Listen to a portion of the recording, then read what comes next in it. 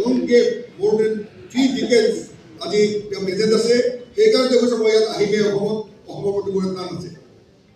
মই তেখেতক প্ৰদান কৰিবলৈ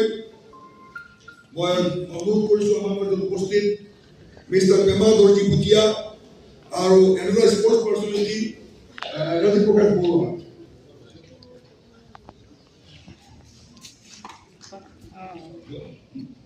আমাৰ সৌৰজোত আছে মঞ্চলায় ন্যাশনাল চ্যাম্পিয়ন